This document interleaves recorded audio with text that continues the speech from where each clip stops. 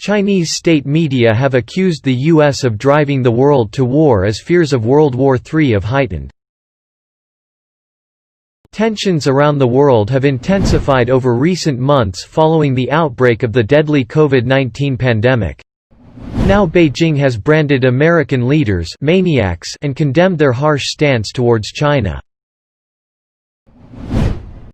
Both the Global Times, and China Daily newspaper, both under the control of the Chinese Communist Party (CCP), issued editorials this week condemning the U.S. and framed Beijing as the victim of Washington's aggressive foreign policy. In the Global Times editorial, they accused the U.S. of pushing the world back to confrontation between major powers and undermining international diplomatic order. They suggested Washington had pulled geopolitical levers, and imposed the most intense strategic pressure on Russia due to the expansion of NATO. It is making the ideological conflict with China more extreme because it is the cheapest means to mobilize its allies against China.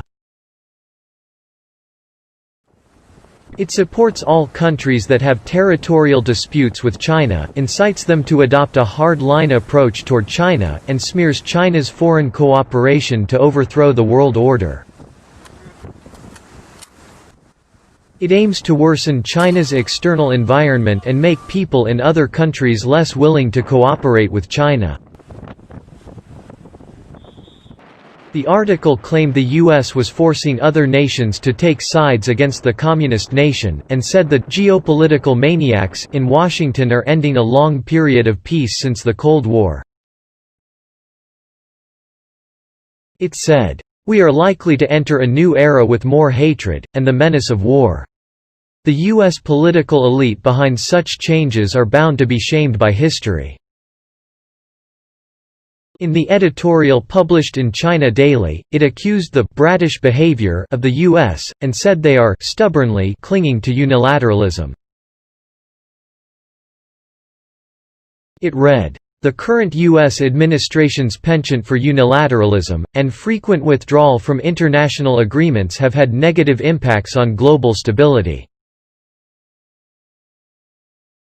It argued the U.S. was like a «spoiled child» and said Washington needs to «grow up and shoulder» responsibilities. Under the Trump administration, China has become the target of a number of accusations, including deliberately starting the coronavirus pandemic. Earlier this year, the U.S. Air Force and Marines conducted training exercises in the area with 3 submarines joining ships, and aircraft in the nearby Philippine Sea.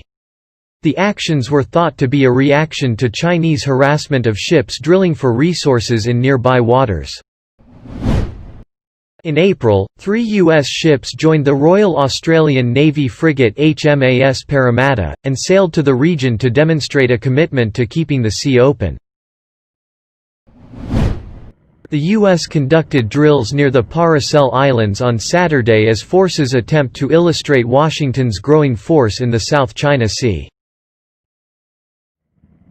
China has laid claim to the islands along with several other contentious areas in the region, drawing Donald Trump to increase the U.S. presence. In a sign of tensions reaching a tipping point, the American Enterprise Institute's Oriana Schuyler Mastro warned the U.S. may now be ready to take on China. China said they could have responded with force, but if what we said to China was, "We're willing to take that risk," that does demonstrate our willingness to absorb costs, our willingness to fight it would be effective.